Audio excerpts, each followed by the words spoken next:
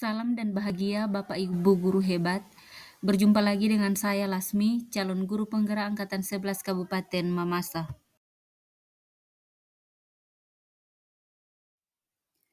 Video ini berisi mengenai aksi nyata modul 1.3 visi guru penggerak. Yang pertama, apa yang dimaksud dengan visi?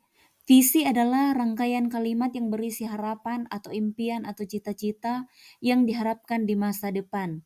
Tujuan visi sendiri adalah mencapai perubahan yang lebih baik dari kondisi saat ini. Visi dapat diwujudkan dengan pendekatan inquiry apresiatif, yakni pendekatan manajemen perubahan yang kolaboratif dan berbasis kekuatan.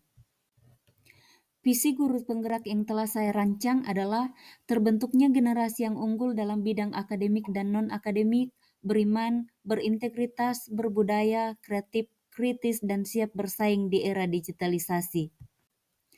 Visi tersebut akan saya wujudkan dengan prakarsa perubahan, yakni penguatan karakter peserta didik melalui disiplin positif. Berikut adalah alasan mengapa memilih pernyataan prakarsa tersebut. Selama ini peserta didik di sekolah kami telah memiliki beberapa hal baik dalam diri mereka terkait karakter, yakni pertama, kehangatan dan kekeluargaan. Peserta didik kami tumbuh dalam lingkungan yang hangat dan penuh kekeluargaan. Mereka sudah memiliki nilai gotong royong, kebersamaan, dan saling mendukung secara alami. Yang kedua, kejujuran dan integritas. Peserta didik sudah belajar jujur dan bertanggung jawab. Yang ketiga, keterlibatan dalam komunitas. Peserta didik kami sudah terbiasa terlibat dalam kegiatan sosial dan keagamaan. Aktivitas ini memperkuat rasa kebersamaan, sikap peduli terhadap sesama, dan lingkungan sekitar sudah dilakukan sejak dini. Keempat, ketahanan mental. Kehidupan di desa mengajarkan peserta didik kami untuk terbiasa menghadapi tantangan sehingga mampu bertahan, tabah, dan tidak mudah menyerah. Kekuatan ini ada pada peserta didik kami sejak dini, namun mereka tidak menyadarinya sehingga diperlukan penguatan karakter agar mereka sadar akan potensi yang ada sehingga dapat memperkuat karakter. Berikut tahapan aksi nyata yang akan saya lakukan. Pertama, perencanaan, yang kedua, pelaksanaan, dan yang ketiga, refleksi. Yang pertama, perencanaan, yakni berkonsultasi dengan kepala sekolah dan rekan sejawat untuk melaksanakan implementasi penguatan karakter melalui disiplin positif, termasuk di dalamnya meminta bantuan untuk ikut mengambil bagian dalam setiap proses kegiatan yang akan saya laksanakan, serta mengkomunikasikan tahapan yang dimana untuk penerapan disiplin positif yang sesuai dengan sekolah kami. Yang kedua, pelaksanaan. Bagian A menentukan tahapan penerapan disiplin positif yang akan dilakukan dalam kegiatan ini. Dan tahapan penerapan disiplin positif yang akan saya lakukan adalah tahapan implementasi disiplin positif secara menyeluruh di sekolah. Bagian B menyusun program kegiatan. Adapun program yang telah saya susun berdasarkan tahapan-tahapan implementasi disiplin positif secara menyeluruh di sekolah sebagai berikut. 1. Kampanye gerakan disiplin positif dalam bentuk poster atau video atau gambar yang ditempelkan di lingkungan sekolah maupun melalui media sosial yang dibuat oleh guru maupun peserta didik. Ini adalah contoh poster atau gambar yang dibuat oleh murid dan ditempelkan di tempat-tempat yang mudah dilihat. Berikut ini adalah contoh video atau poster atau gambar yang dibuat oleh murid dan disebarkan di media sosial. Yang kedua, mereview dan merevisi peraturan menggunakan bahasa positif dan dilakukan secara partisipatif dengan melibatkan perwakilan peserta didik. Dalam kegiatan mereview dan merevisi peraturan, kami melakukan review atas tata tertib yang selama ini kami terapkan, kemudian beberapa di antara tata tertib direvisi ulang, lalu kami juga memasukkan pendapat mengenai peraturan yang belum ada dalam kegiatan ini karena satu dan lain hal, sehingga kami lakukan dalam 2 sesi, yakni bersama dengan orang tua, komite, dan masyarakat, lalu kemudian dilanjutkan bersama dengan murid. Gambar di samping adalah hasil review dan revisi serta pemasukan pendapat baru terkait peraturan. Setelah semua peraturan terampung, kami kemudian mengelompokkan berdasarkan nilai kebajikan yang dituju, serta mengubah kalimat menjadi kalimat positif. Nilai kebajikan ini sudah ditetapkan pada tahapan sebelumnya atau tahapan sebelum implementasi disiplin positif secara menyeluruh di sekolah. Lalu tahapan selanjutnya adalah kami menyimpulkan semua peraturan sesuai kelompok nilai kebajikan yang dituju dalam satu kalimat keyakinan, lalu mencetaknya dan menempelkannya pada tempat yang mudah terlihat.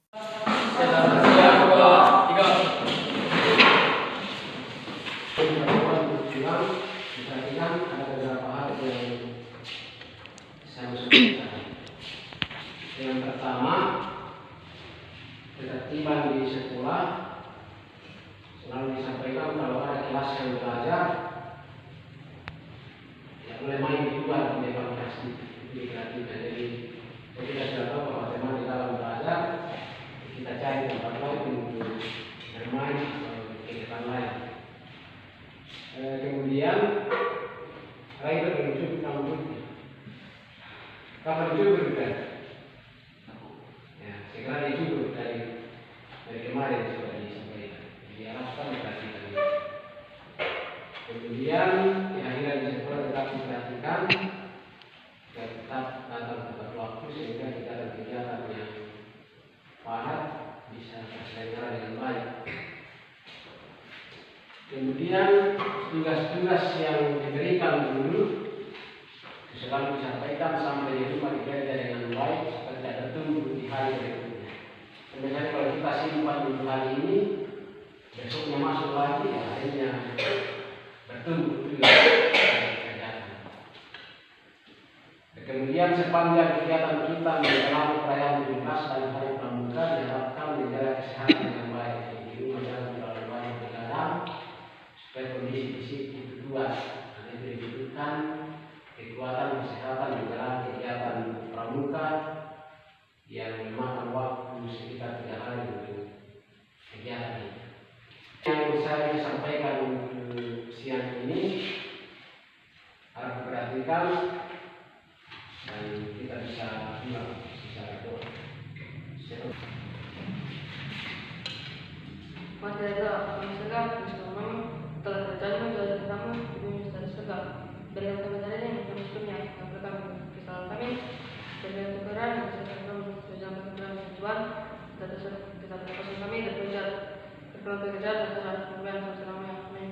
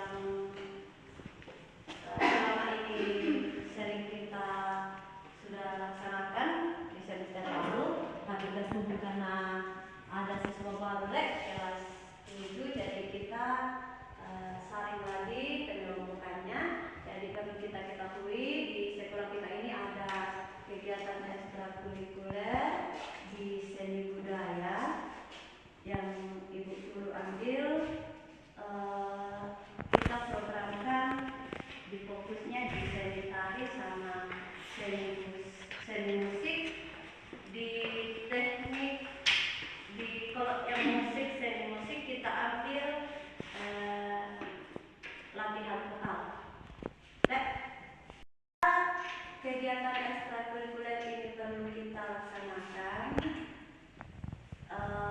untuk seni tari ini karena di usia sekarang, apalagi di bangku pendidikan SMP sekarang ini sudah banyak yang tidak tertarik lagi sama tarian, apalagi dibilang tari tradisional.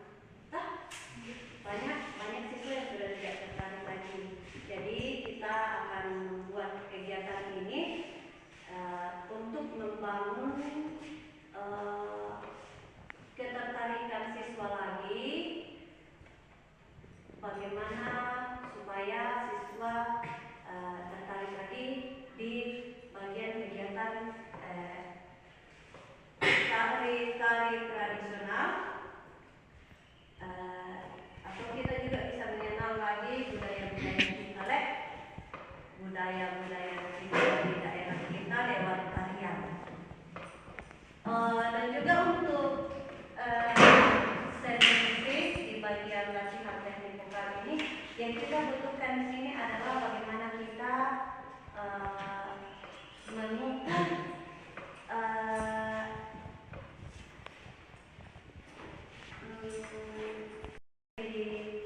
siswa, talenta-talenta yang sudah ada, yang sudah memiliki kemampuan dalam bernyanyi, itu akan dipupuk lagi. Nah, supaya kita mampu maju dan bersaing dalam kegiatan-kegiatan misalnya di kecamatan atau kegiatan NLUSN lagi. Nah, jadi kita bisa mampu untuk ikut di dalam dan bersaing bersama sekolah-sekolah lain. Termasuk juga seni tari nanti. Itu tujuan kita yang lain. Bagaimana cara kita untuk bisa maju dan bersaing dengan sekolah-sekolah lain lewat ekstrakurikuler seni tari dan seni musik. Jadi ada juga beberapa tujuan khusus, yaitu mengembangkan bagaimana pengembangan diri yang bergerak di bidang seni tari dan seni olah vokal, menunjang anak didik dalam mengembangkan percaya dirinya. Jelas ini akan mendukung kita untuk membangun kepercayaan diri, mengasah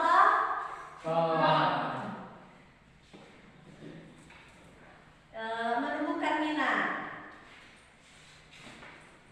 mengembangkan kreativitas,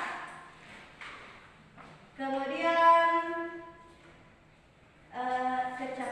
kecakapan sosial,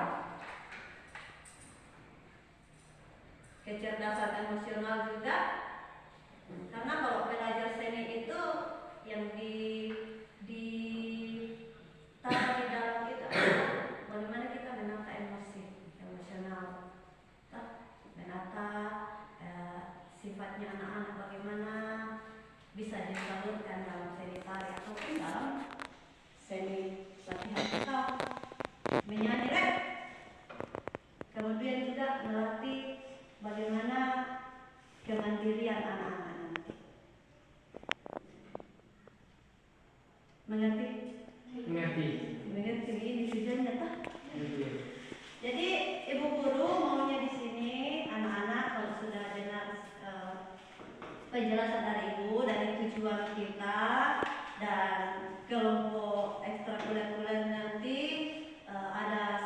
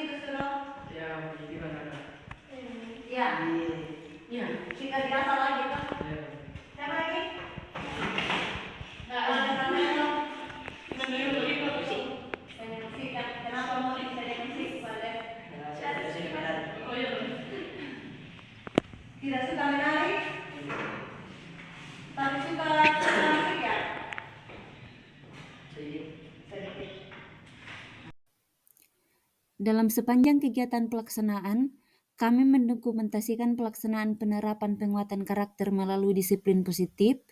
Kemudian yang keenam, menangani dan menindaklanjuti pengaduan berkaitan perilaku tidak tepat peserta didik dan juga tenaga pendidik atau kependidikan sesuai dengan mekanisme yang dibuat, dan hal ini terlaksana sesuai kondisi jika ada.